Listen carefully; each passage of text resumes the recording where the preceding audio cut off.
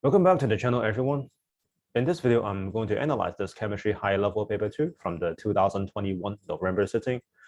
In my opinion, this is one of the easiest paper through the years. The grade boundaries was nevertheless very low because, well, mostly COVID caused a lot of disruption in learning, and people probably did not learn the materials properly, and they have to sit the exam. In any event, I will try to offer my insight on how to tackle various types of problem, even though they are like kind of standard. First question is about empirical formula determination when combustion data is given. A lot of students attempt to just write a balance equation in terms of x, y, and z, like this. This is not my favorite method for good reason. A lot of times when you complete the balance equation, you have to calculate the number of moles of carbon dioxide and water regardless.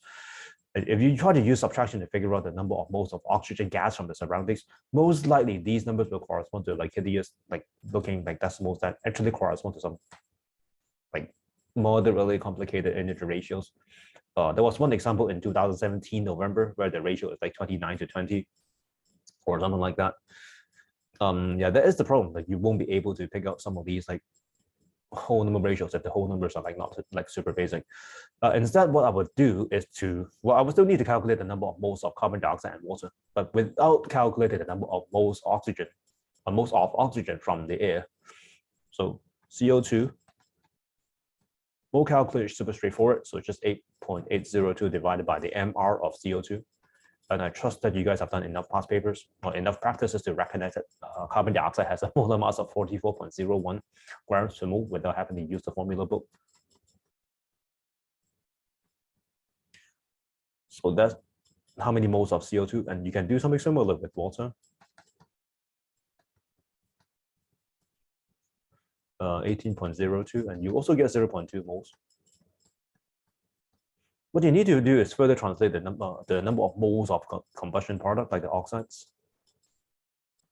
times 1 versus times 2. So times 1 meaning that there's only one carbon atom per CO2, so not much math really. But then for hydrogen, there are 2 hydrogen atoms per water molecule, and the fact that all the hydrogen within the combustion product came from the organic molecule itself, well, 0.2 times 2 is 0.4, and that means that there must have been 0.4 moles of hydrogen atoms within the sample of organic compound that you have. And what you need to do further is to convert these number of moles into grams.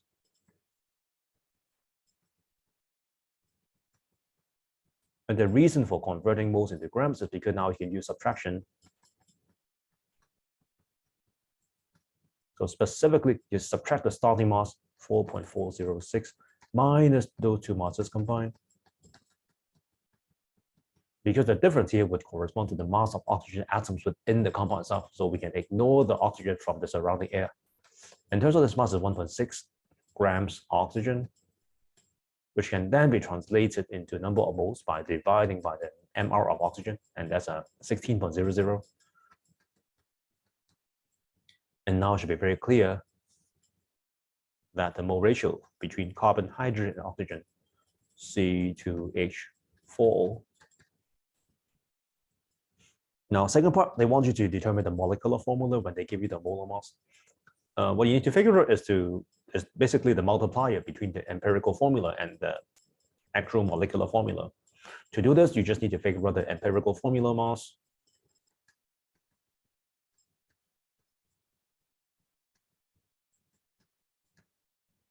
Which is 12.01 times 2 plus 1.01 times 4 plus 16, which happens to be 4.4.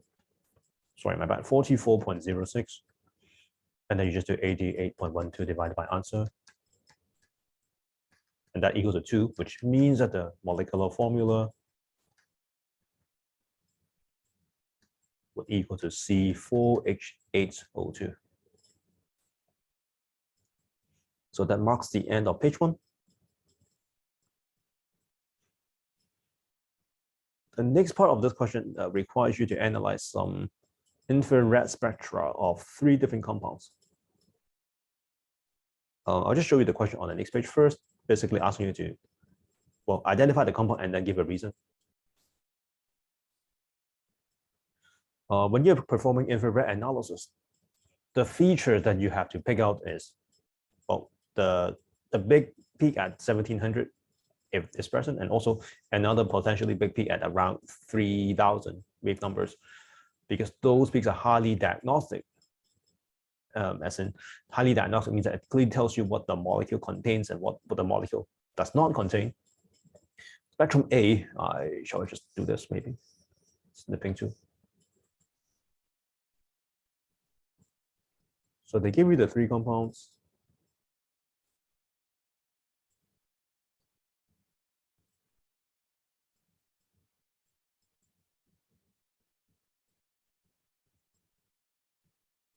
So propan-1O, propanol, and propanol acid. So propanol is an alcohol which doesn't have the C-double-O. And turns out that should be spectrum A should be it, because the other 2 spectra both have the C-double-O, as evidenced by the peak at 1700.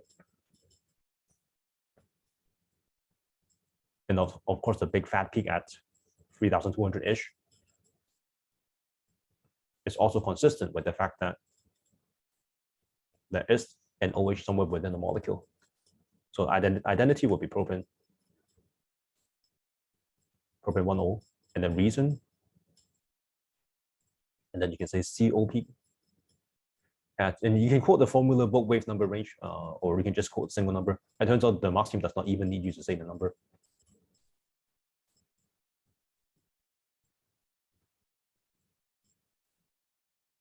But I mean, there's no C-double-O peak at 1700, and then there's also an OH peak at 3400-ish. You only need one of them for a reason, but I think the marks team had both. Again, only one of them is needed for marks. The second molecule has both the C-double and then the O single H, so clearly this has to be the propanol acid. And the reason would just be this, as well as OH peak at 3000 wave number-ish. Then lastly, the last compound has to be the aldehyde, because it has the C-double-O. You can't really distinguish between an aldehyde and a ketone easily, but because the 3 compounds are because the 3 spectra are restricted to the alcohol, aldehyde, and the carboxylic acid, there should be no doubt that spectrum C actually corresponds to the aldehyde.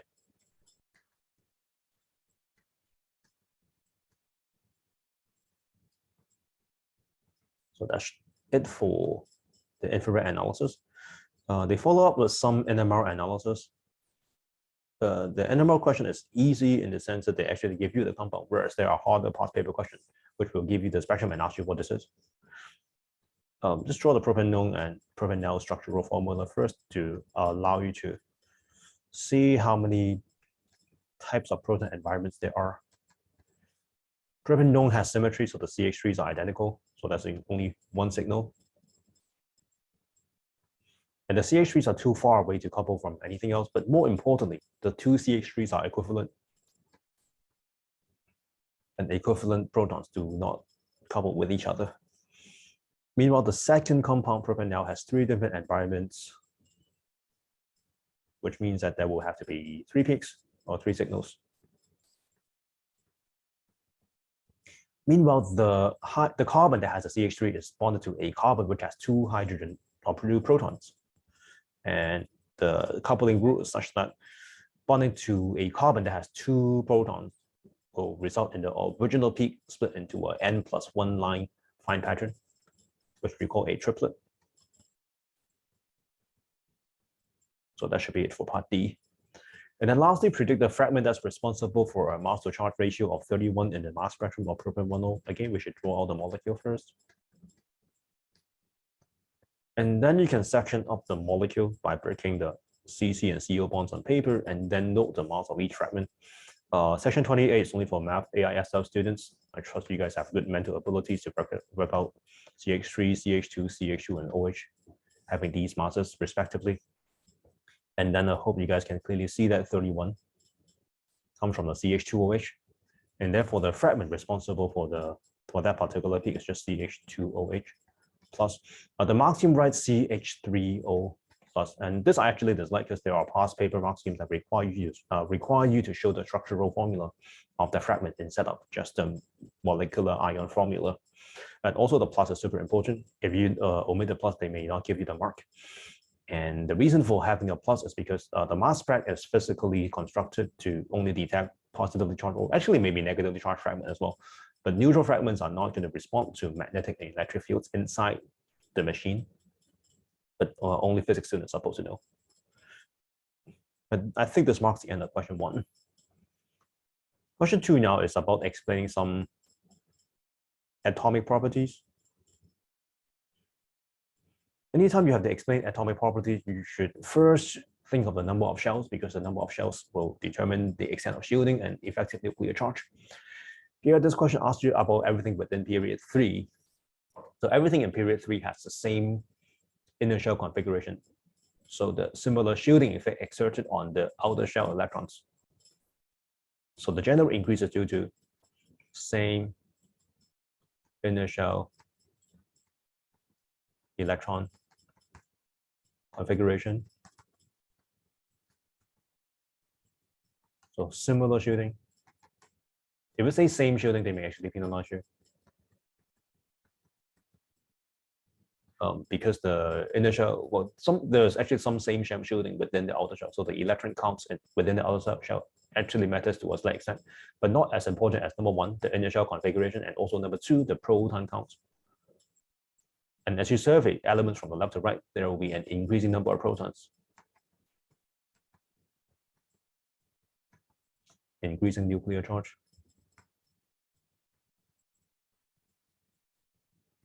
And if you have got more protons inside the nucleus, then the proton will be able to collectively hold onto those outer shell electrons more closely and tightly.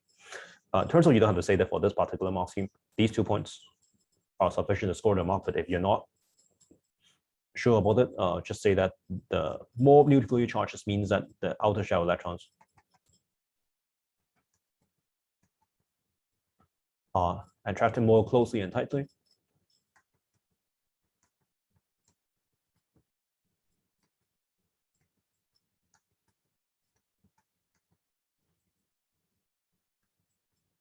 To the nuclei, or to the nucleus, I guess. Meaning that more energy is required to remove the electron.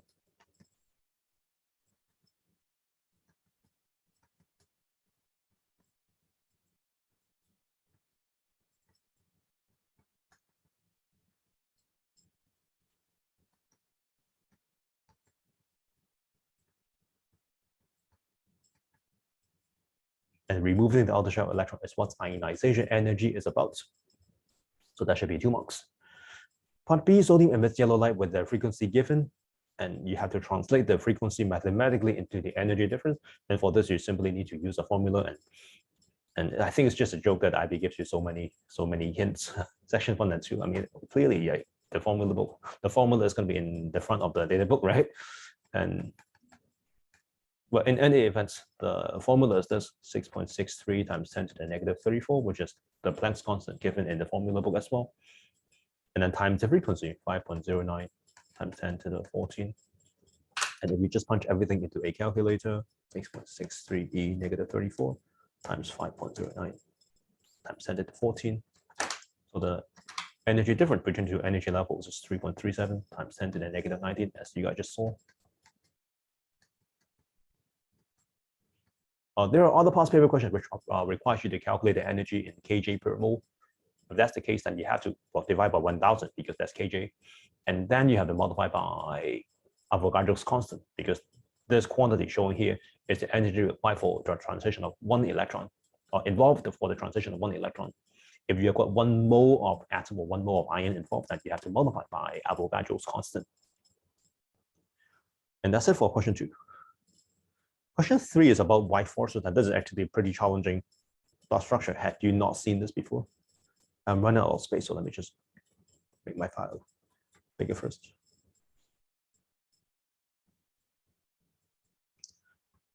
They do tell you that the white forces contains only single bonds, And you guys should also be aware of the fact that phosphorus has 5 valence electrons. The real structure is actually like this. It's actually a 3D structure.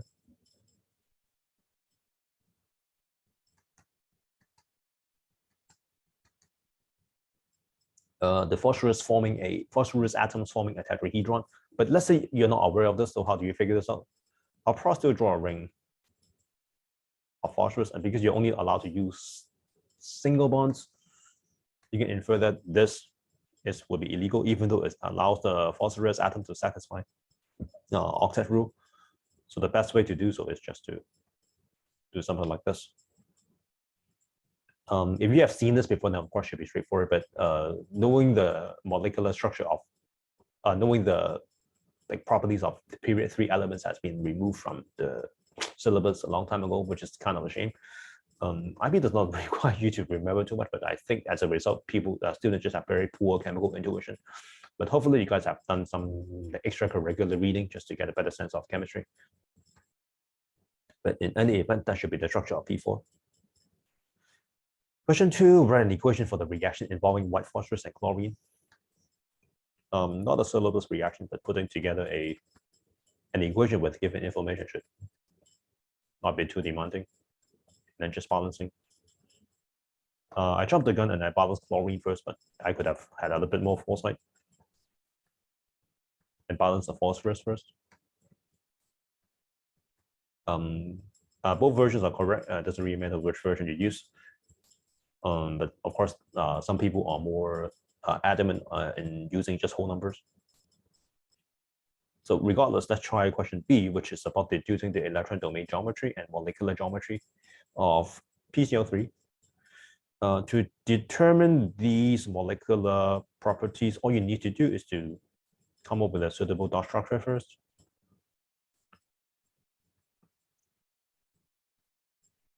In terms of this structure, it's very easy to construct. You can just use organic displacement formula methods while adding on the lone pairs.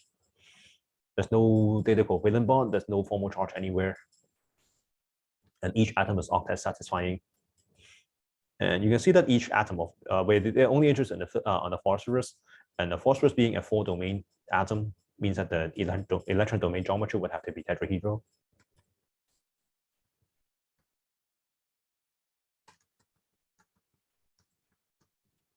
Molecular geometry, meanwhile, will be trigonal pyramidal, much like this.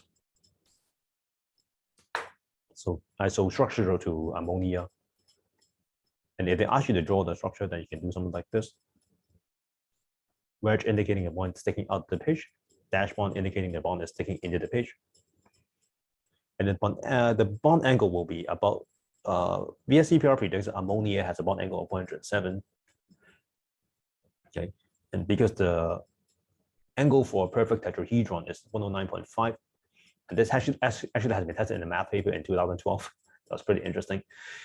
And then VSEPR predicts that when you have a lone pair sitting up there, the lone pair is going to cause the bond pair to come closer to each other, so that the bond angle will decrease from the ideal angle predicted according to ideal geometry. The Marx team actually says 100, and that's the experimental angle. And chemistry students may be a little bit shocked, but turns out the general rule of 2.5 degrees per lone pair actually applies only in the case of methane becoming ammonia becoming water. The actual bond angle can vary, but the Marx team does say they accept anything from 91 to 108. So if you don't want to be, you just want to be safe, so just stick to the 2.5 degree rule. That's perfectly fine. Outline the reason why PCl5 is nonpolar whereas PCl4F is polar. You may want to consider the molecular geometry or molecular structures again. And this should be a famous case of an expanded octet, phosphorus forming a trigonal bipyramidal molecule. And you can see that this molecule is perfectly symmetrical. So perfect symmetry, such that the PCl bond polarities, because phosphorus is more electropositive than chlorine, so the PCl bond is polar with phosphorus bearing a delta plus charge.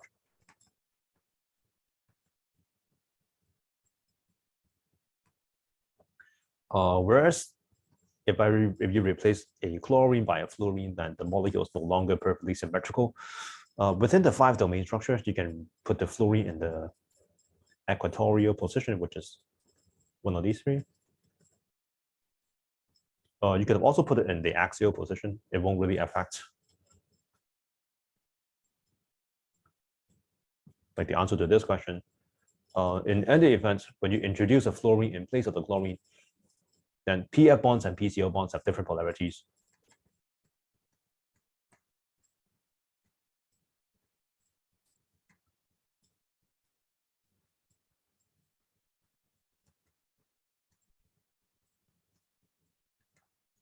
As fluorine is more electronegative than chlorine, so you would expect the right-hand side of the molecule to be more delta minus.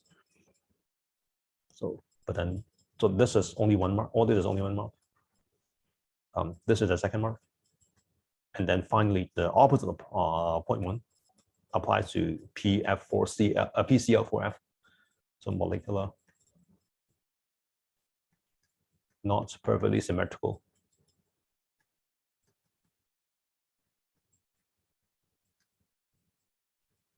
And the bond polarities do not perfectly cancel.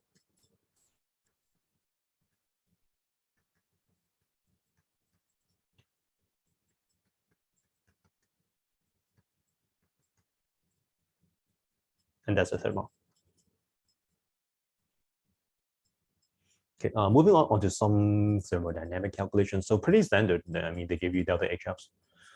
And all you need to do is to remember the formula, and hopefully you guys also understand the formula. Delta H reaction E equals to delta H F of the products minus delta H F of the reactants. And to prove for this formula has to do with the definition of delta HF.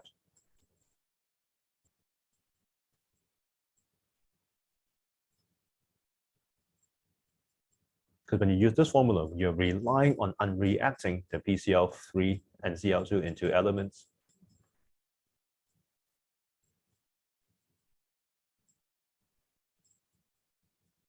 And then you actually react the elements into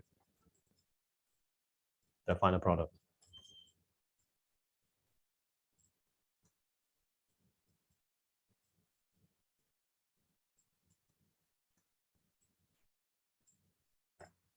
I'll just balance the thing. Could measure, but it's not really essential for this question, whose answer is negative 398.9 plus 306.4. Just punch it into my address bar.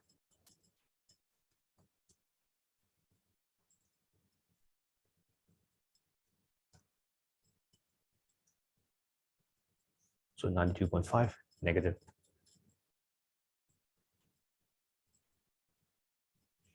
Entropy change is to be calculated by just subtracting the entropy of the products by entropy of the reactants.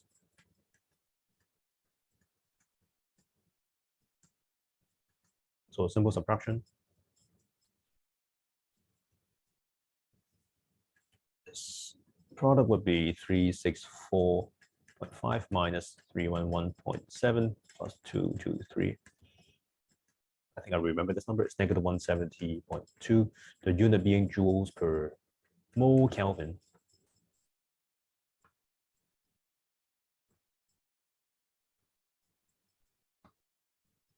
Next question is about calculating the Gibbs rate energy. Again, this equation is, they even ask you to, again, they ask you to use the formula book again.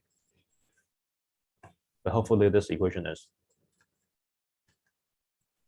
in your mind already. So this delta G equals to delta H minus T delta S, and of course, two traps. So number one, you have to convert temperature into kelvins. Secondly, the delta H is in kilojoules, whereas the delta S is in joules. So you have to convert one into the other. Usually you can convert either, but for this question, because they're asking delta G in kilojoules, I will convert delta S into kilojoules by dividing by 1000. I get 92.5 minus 298, because that's the Kelvin temperature of room temperature. Negative 107.2 divided by, actually 170 divided by 1000.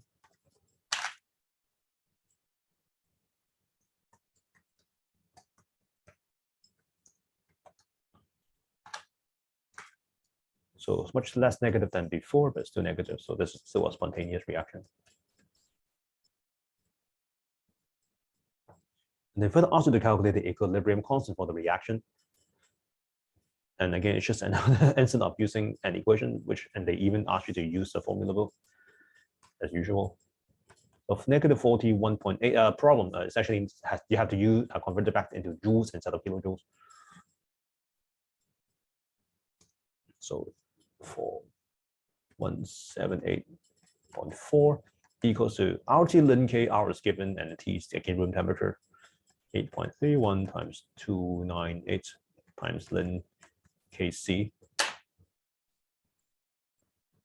So just using what I have from the previous step divided by negative 8.31 times 298. So this is, did I get the sign wrong? Oh, wait, I forgot to multiply by 1000. Yeah, I said it, but I just didn't do it here.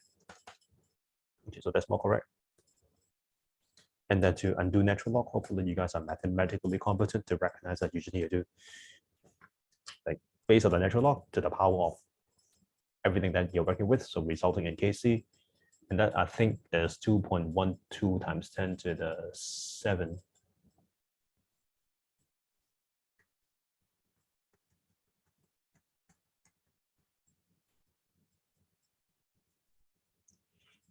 And then part 5, state the equilibrium constant expression. So when you have an equation,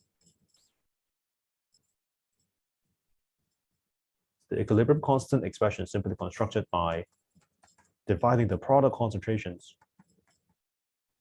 by the mathematical product of the reactant concentrations.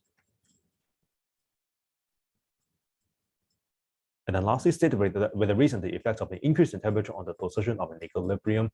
Increasing the temperature of an equilibrium will favor the endothermic direction, and according to the delta H calculations, the reactants, the forward reactions is exothermic, which means that warming the mixture will favor the endothermic direction, which means that there will be an increase in reactant concentration, so shift left. Just saying the shift left is fine because they don't even ask you for an explanation. So that's it for question 3. So question 4 now, 1-chloropentane react with sodium hydroxide. If you know your organic chemistry, then halogen alkane, there's only one kind of, the most famous type of reaction that halogen alkanes undergo would be nucleophilic substitution. In terms of those are the 2 marks. For part A1, you only need to say substitution.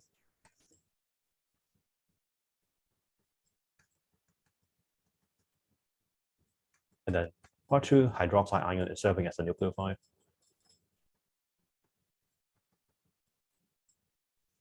And then part 3 suggests with the reason why 1-iodopentane reacts faster than 1-chloropentane, and they even ask you to use section 11, which happens to be the bond enthalpy table. In previous papers, they actually don't even give you this sentence. You're meant to know from your organic knowledge that the reason that iodopentane reacts faster than, or iodoalkanes in general react faster than bromo, which reacts faster than chloroalkanes, is because it is easier to break the carbon halogen bond, which happens to be weaker as the halogen, as the identity of the halogen, as we descend the group. So CCl bond is 324 kJ. If you decide to look up section 11, stronger than Ci bond, 228 kJ per mole. So less energy required to break the bond means the reaction will just be faster.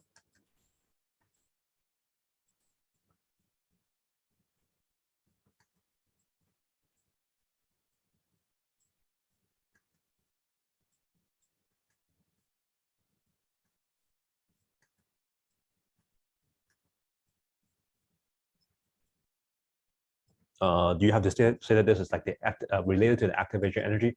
I guess you can say so, but then remember that the bond enthalpies within the formula book has to do with like homolytic bond breaking, but then within the reaction mixture, these are heterolytic bond breaking. So there's no need to go too far into the theory. Part B, they want you to draw Maxwell-Boltzmann distributions at 2 different temperatures. So pretty textbook stuff, and all you need to do is to make sure that you get the general shapes correct. Get a asymmetric bell curve with asymptotic behavior. And then you have another bell curve, and at a higher temperature, the peak will be further and lower, and then similar asymptotic behavior. So blue curve is low temperature, and then the green curve, high temperature.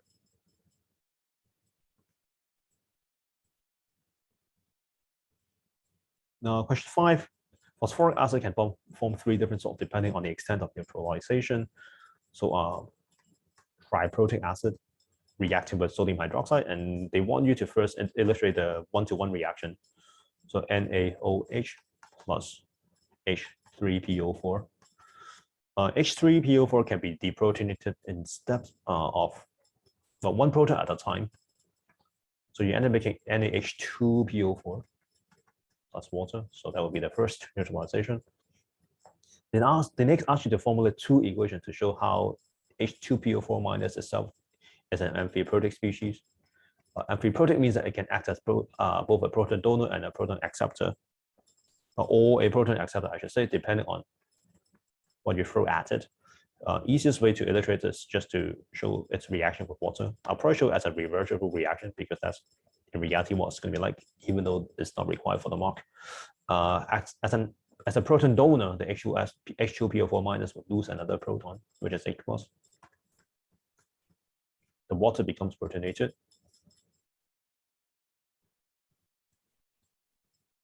As a base, the H2PO4 minus would gain a proton from something who was capable of donating a proton. And you go back to the electrically neutral phosphoric acid plus water. Well, water loses a proton and becoming hydroxide in the process. And the part C is about calculating the concentration of the phosphoric acid. They give you the volume, they give you also the volume and concentration of sodium hydroxide. But then this time they are asking you to investigate the case where the neutralization is complete. So I would infer that as all 3 protons donated. So you make PO4 3 minus. And intuitively, you just need to use 3 hydroxides to neutralize the 3 protons within the phosphoric acid molecule. And some simple mole calculations, you just do 28.4 converted into dm cubed times the concentration of sodium hydroxide. And then the mole ratio here is 3 hydroxide to 1 phosphoric acid, so you divide by 3. And then concentration equals the moles divided by volume, so you divide by 25 cm cubed. But then you have to do that in dm cubed, so 0.025. So the concentration of phosphoric acid is just 0.1893 mole per dm cubed. And I'll quote this to full sig figs because all figures given were full sig figures themselves. Turns out exams don't really care too much about sig figs unless the question specifies. So as long as you give 2 or more sig figs, you won't be penalized. And this approach is very different compared to most school teachers. School teachers somehow really stress sig figs. Last part, outline why sodium hydroxide is considered both a Bronsted-Lowry and Lewis base. You can write equations. So the hydroxide can gain a proton from something else like HCl.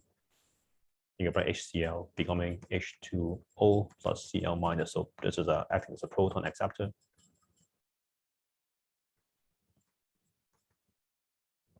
Lewis base means that it's using its lone pair to like interact with something that's delta plus. Turns out the answer you just need you to say like electron pair donor or / nucleophile. If you're not sure, then you can just show how hydroxide acts as a nucleophile or maybe even acts as a ligand. Same thing. like for example, Cu2 plus OH minus, you end up forming a structure like this.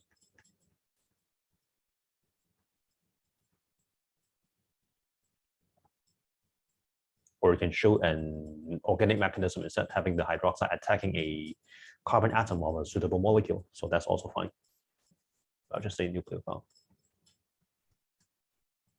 I have lone pair of electrons allows it to be a lone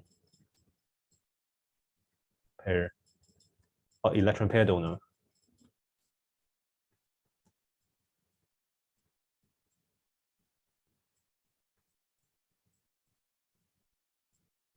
All right, moving on to question 6. Biochemical oxygen demand, and they're asking for the definition. The definition has to do with the amount of oxygen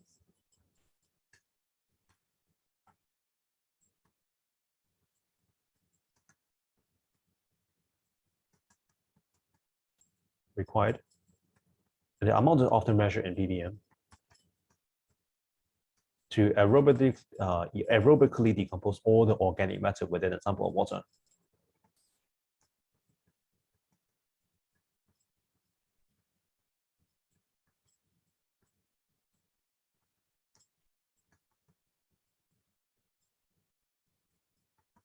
Actually, it's just organic matter within a period of within a specified period and at a specified temperature.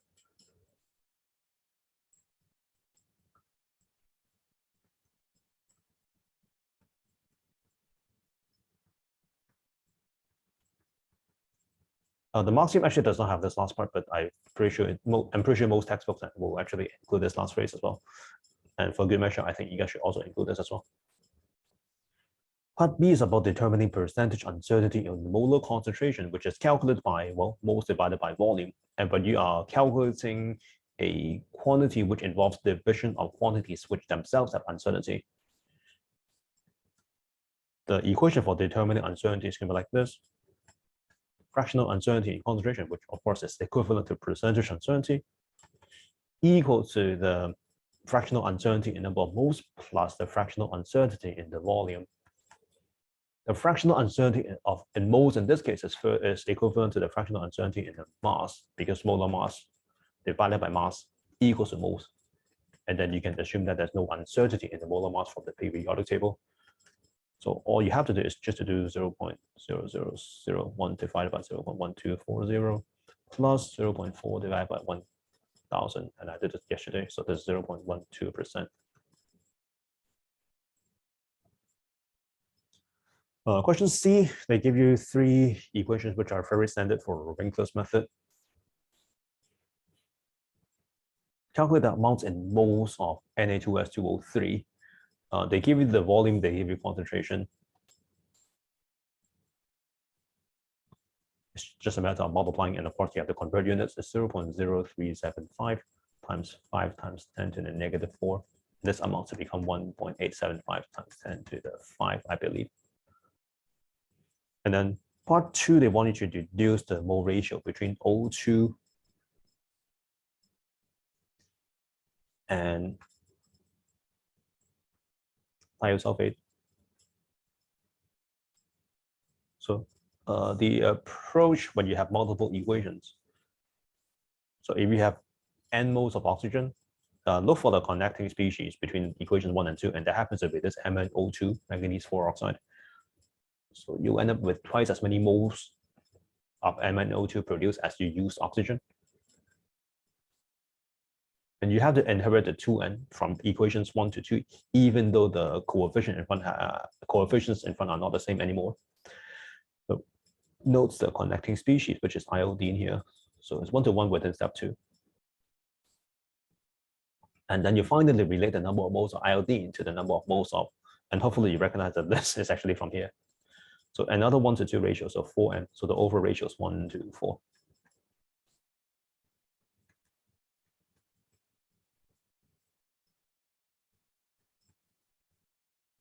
Okay, next question, calculate the concentration of dissolved oxygen in mole per dm cube within the sample. Now that you have this mole ratio, all you need to do is to take 1.875 times 10 to the negative 5. So multiply by 1/4, and then you divide by the volume of the water, which is 0.025. If you punch everything into the calculator, you get 1.875 times 10 to the negative 4. And that's your final answer. Next question, the 3 steps of the Winkler method are redox reaction, and they want you to isolate the reduction half equation for the second step. So try to pick out figure out which species is undergoing reduction, and hopefully you won't be distracted by something like H+. Like H+ is rarely involved in reduction. Manganese, meanwhile, went from +4 to +2, so that's the species undergoing reduction, while iodide is undergoing oxidation as its charge goes from -1 to 0. So begin your half equation construction like this. So just write down the starting and final form of the redox active species. Balance manganese first, and yes, it is already balanced.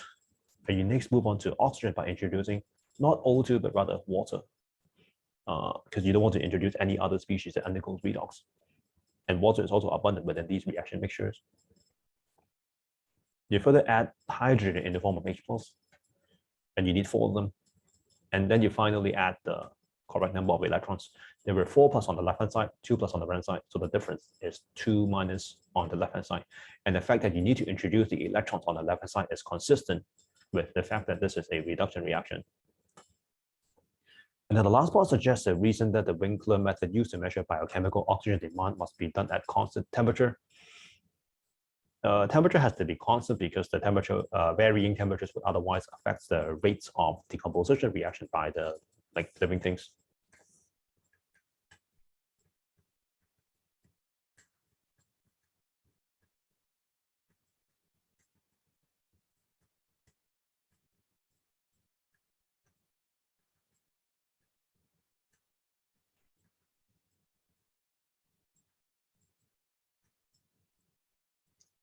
So that's it.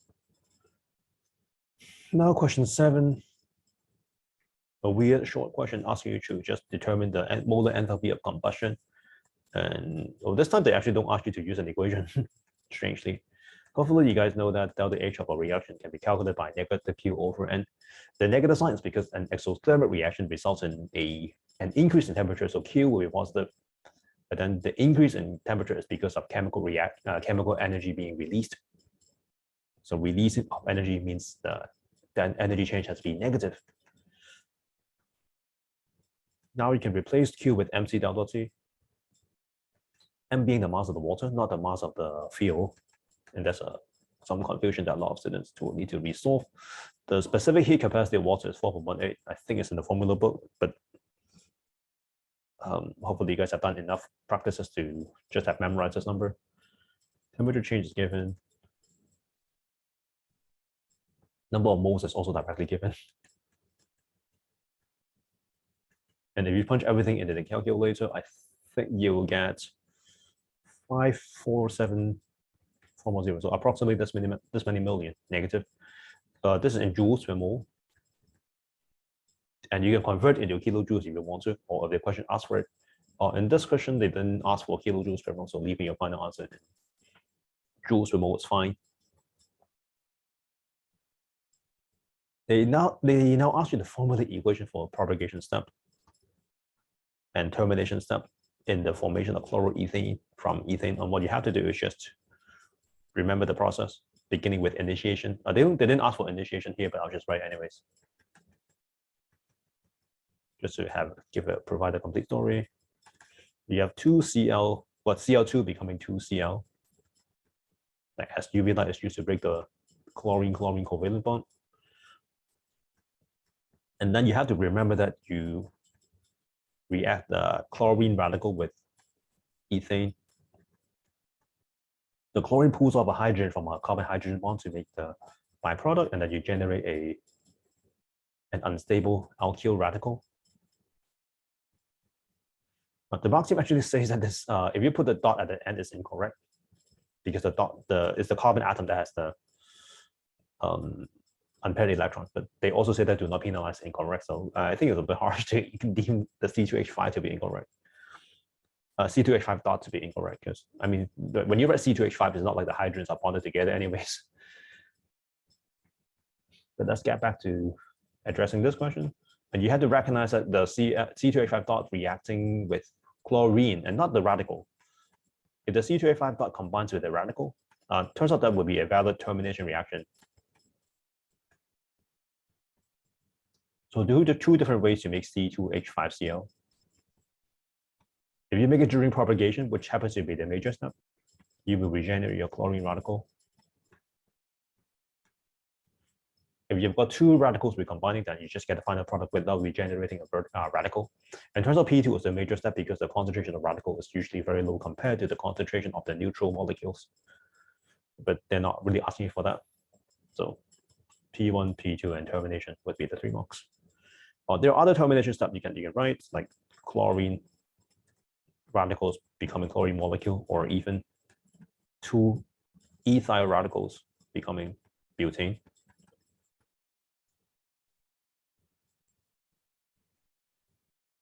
All right, question 8, some standard electropotential determination. It's a very weird question. They don't even have smaller parts for it, because they can easily ask you for like electrolysis or like E-cell calculations. But instead, they only want you to annotate the conditions requires. So the standard hydrogen electrode contains hydrogen maintained at ordinary pressure. And then you have a platinum inert electrode immersed in a solution with H+ concentration of 1 mole per dm cube.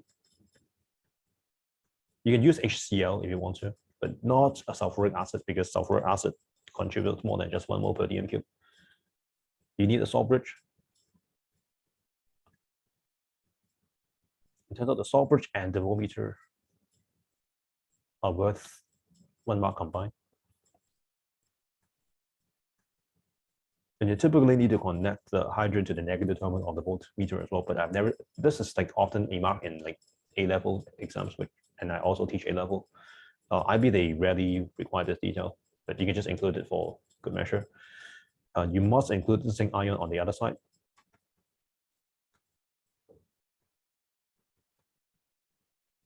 As just to create the standard cell conditions again. So this is how people determine the standard reduction potential of zinc. And you end up getting a negative number, which indicates that you're actually not going to oxidize, you're going to oxidize the zinc instead as the spontaneous reaction. But that's not what this question is asking for. So the 4 marks, 1, 2, I think the 2 concentrations are the 2nd mark. This is the 3rd mark. And then the platinum is the 4th mark. Now, question 9, they ask for something that has never been asked before, but at the same time, most people who the junior level physics should remember that this is a historical moment when they have to reformulate the atomic model. At the time, the prevailing model was the plum pudding model, where you have got electron dispersed within positive matter. The fact that most of these so-called alpha particles or helium nuclei passing through indicates that the atom's mostly empty space.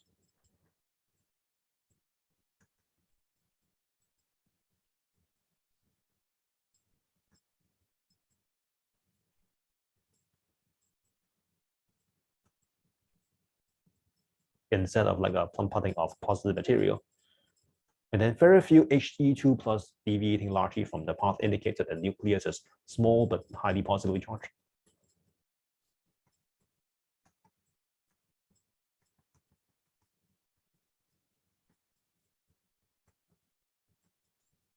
And I don't think they even know that there was a nucleus in there. They coined the positive material, the nucleus, only after this experiment.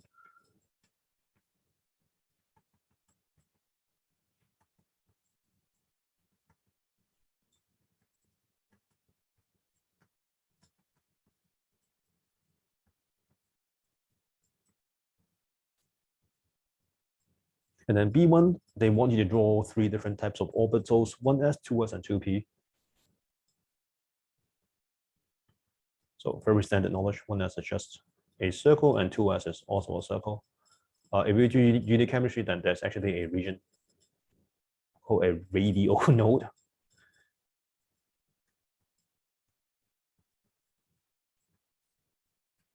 Actually, you don't need this detail, so this should just be flexing my uni chemistry knowledge. The radial node is a region where the electron cannot actually be found in there, but why is there a radial node? Well, in terms of like quantum chemistry calculations. 2p looks like this. They did not ask you to draw 2px or 2py or 2pz, so you don't need to pay attention to orientation. Just a general shape of two blobs or two balloons facing opposite directions.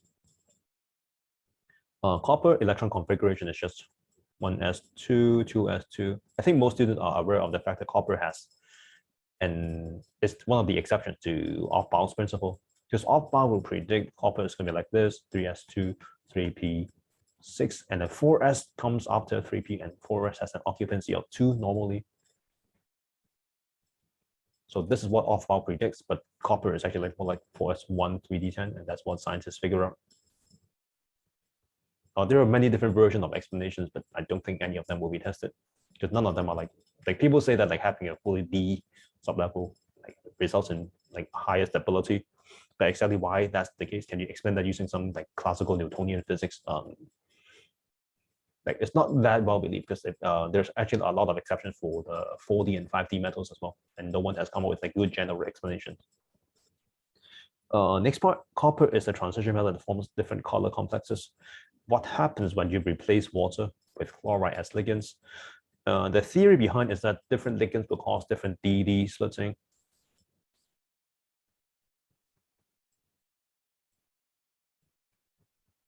So this is Cu2 plus with no ligand. So ligand coordination causes the D sublevel to split into two levels. And then the theory is that different ligands causes different splittings, and chloride happens to be in a lower in the spectrochemical series than water, and that's what section 15 is about.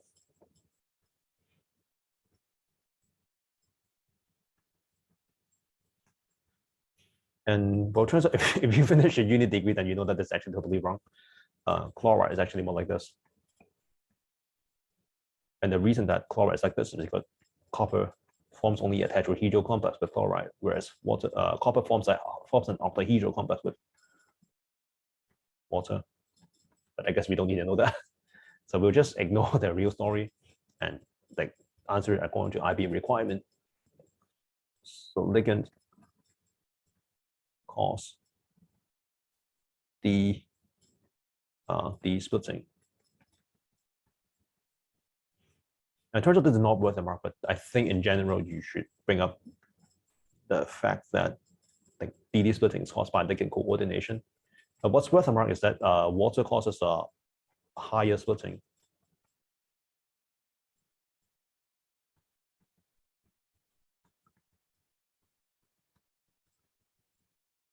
Than chloride, as water is higher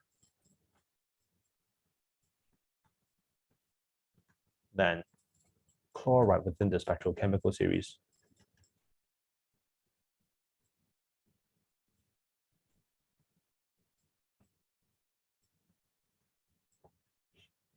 And then you can mention about transition of the electron between the energy levels will involve more energy for water and less energy for chloride.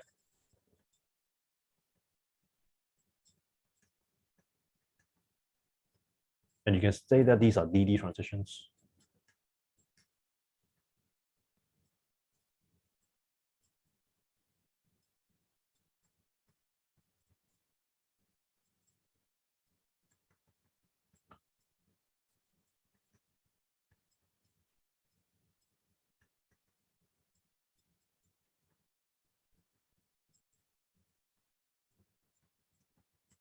And the energy is provided by photons.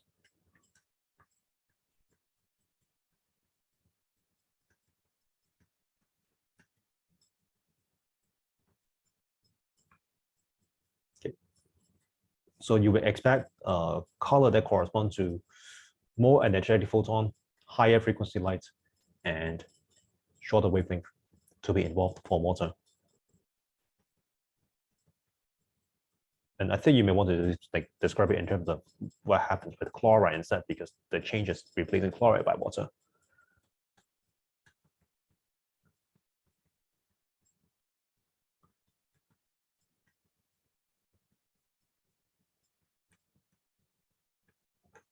Lower energy, higher wavelength, a longer wavelength, and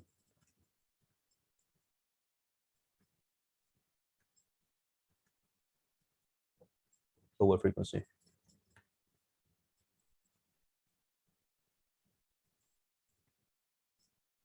So this is worth a mark, and all this is worth 2 marks.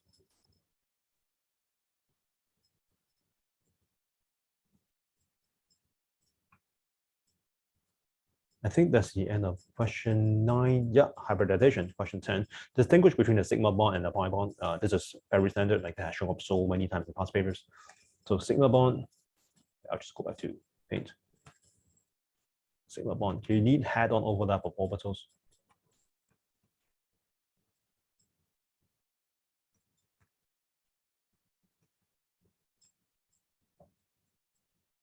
Pi bond, you have sideways overlap of parallel p orbitals.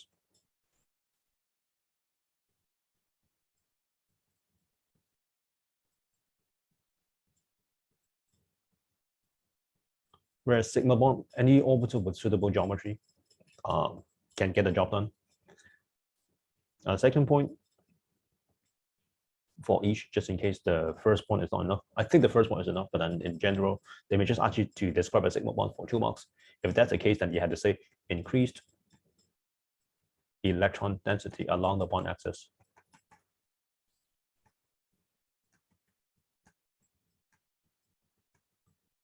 Whereas for pi bond, it's increased electron density above and below the bond axis.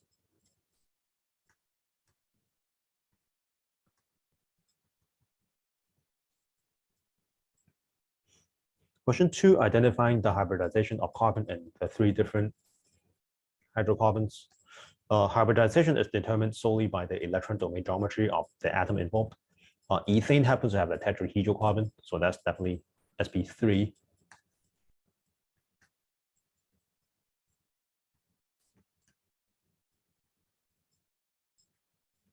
Ethene, the carbon is trigonoplanar, so that's going to be sp2. And then finally, ethine, as a carbon with a linear domain geometry, so that's definitely going to be sp. And then next question, state whether butyl-28 exhibits cis-trans isomerism.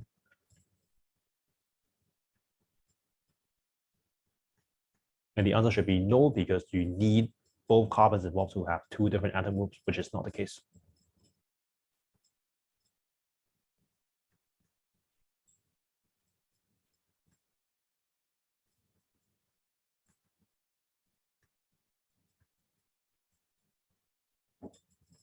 So rotation around the double bond will still produce the same molecule.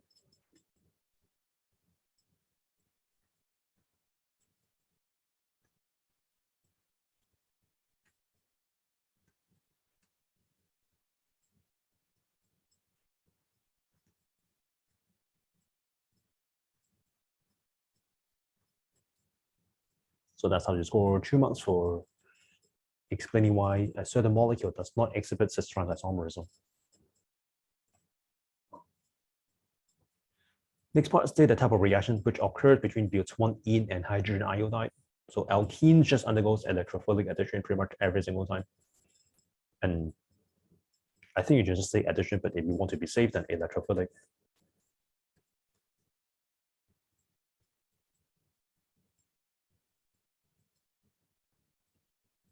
They ask you for the mechanism for the next question, if I remember correctly. Yes, indeed. So to score 3 or 4 marks, this one is worth 4 marks for some reason.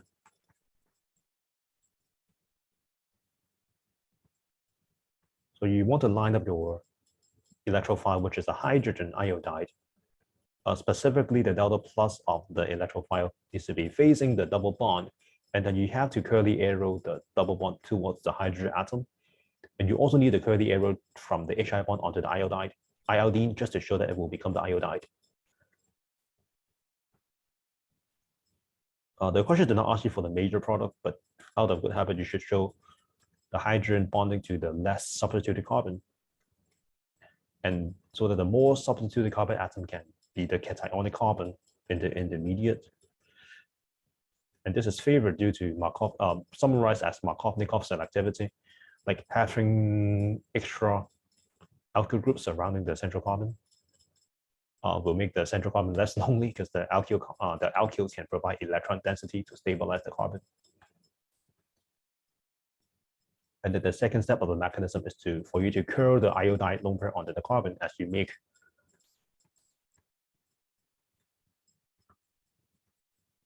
a CI bond.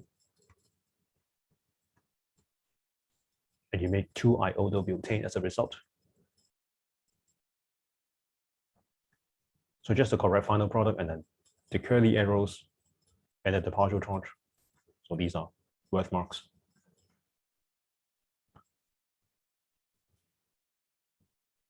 Last part states giving a reason if the product of this reaction exhibits stereoisomerism.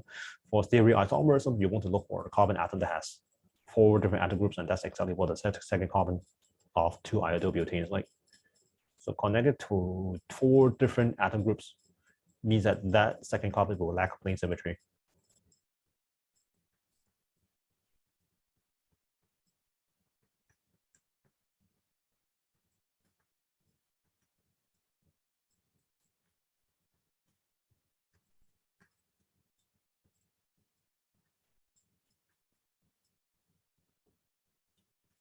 So yes is worth 1 mark.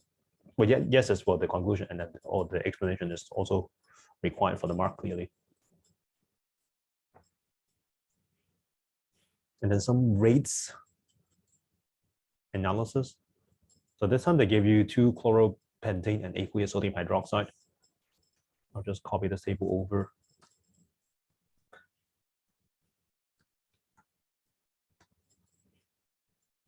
To use the rate expression, so they want you to figure out whether this is SN1 or SN2 most likely. If you remember from the course, water is a polar protic solvent, and this should favor SN1. It turns out that's not the case. Like if you analyze how the concentrations affect the rate, it should be quite clear that the reaction is first order with respect to the halogen and alkane.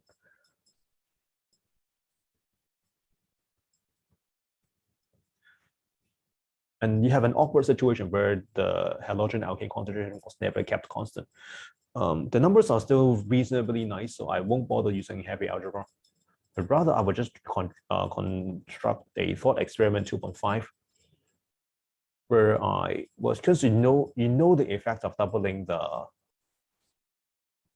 concentration of the halogen alkane. You expect that to cause the rate to double.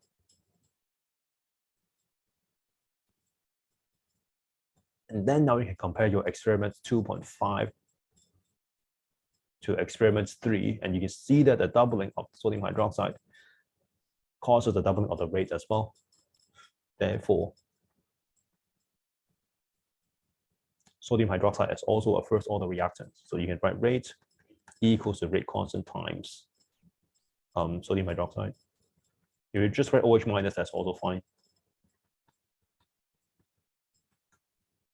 So both power 1, of course, you don't need to show the powers, the 1 as a powers. To use the unit of the rate constant, so you have a second order overall reaction. So you can write unit of K within your dimensional analysis.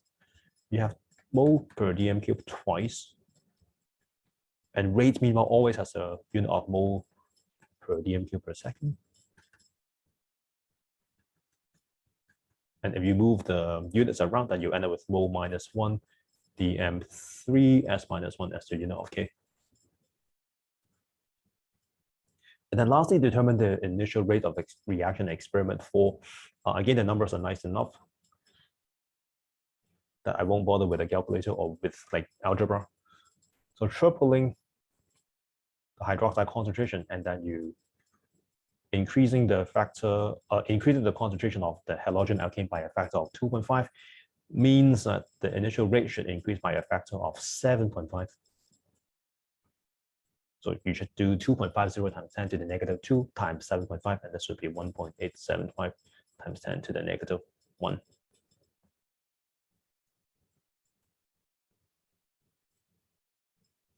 Now deduce with the reason the mechanism of the reaction. So despite the fact that you're using an aqueous solution, which represents a polar product solvent, which should otherwise favor SN1, the reaction data suggests otherwise. So you just have to say that this is SN2, because the rate law analysis shows that it is a second order of reaction overall.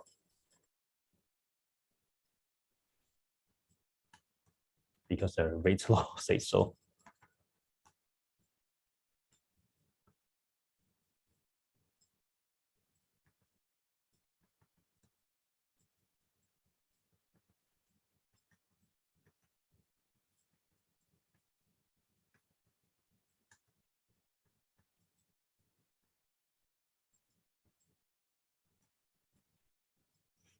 All right, last part, unrelated to the previous part.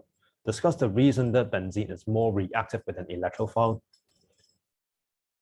than towards a nucleophile. Well, benzene itself has that 6 delocalized pi electrons. Has a region of 6 delocalized pi electrons. And of course, all electrons are negative.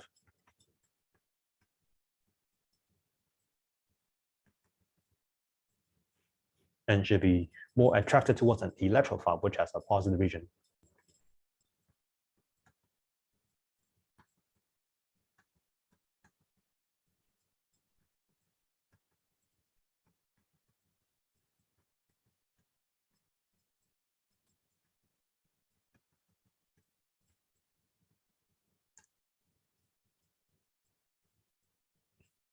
So mentioning about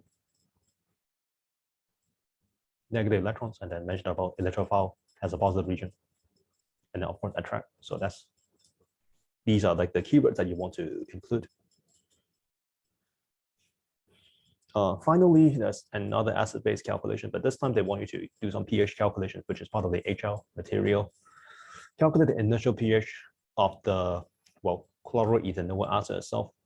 The equation for calculating pH is Ka equals to H plus squared over HA.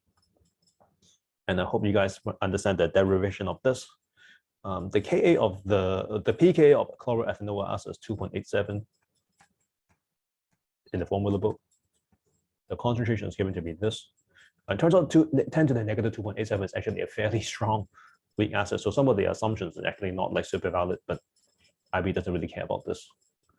And all you need to do is just to punch numbers in. So it's going to be the root of 0.5 times 10 to the negative 2.87. So this will be the expected concentration of H plus within the solution. And then all you need to do is to log it. I think it should be 1.59.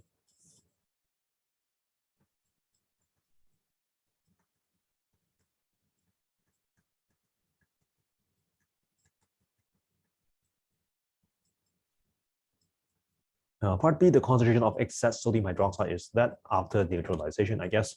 And then to calculate the pH of a basic solution, you can calculate pOH first.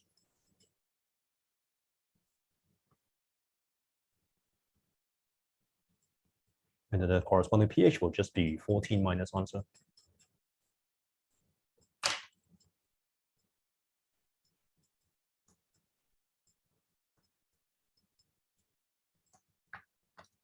$13.6.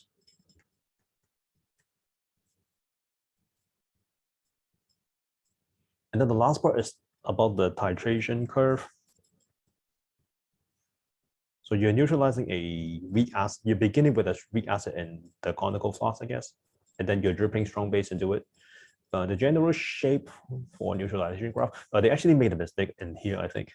In the mark scheme, they say that if you could have calculated the correct neutralization point, which can be figured out by some more calculations. So if you use acid-base mole calculations, you will realize that the theoretical volume of sodium hydroxide required for neutralization is actually 15 instead of the 28 point whatever. So I'll draw the steep section to be like this. And because you're neutralizing a strong base with a weak acid, the neutralization point pH should be above 7. So the titration pH curve should be like this.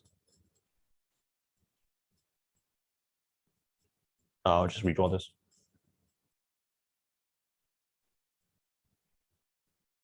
I'm also noting that the final pH is like 13.6-ish. You can note the starting pH, and you can also note that the pKa at the half equivalence point, which is like 7.5-ish, should be 2.87. I don't think this detail is required for this particular mark scheme, but I think it's good to have it anyways. You definitely need to show the shouldering, as this is the so-called buffer region.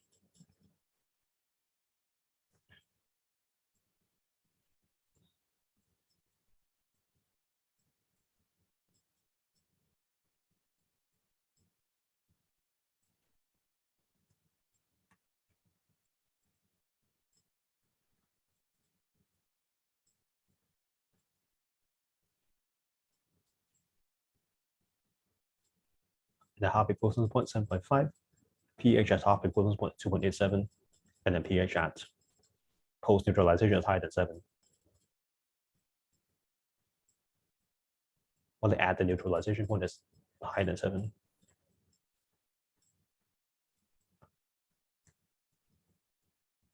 So that's how you score marks. And I think that is the end of this entire paper. So hopefully the explanations make sense. And well, I guess I'll just see you guys in the next paper. Thank you for watching.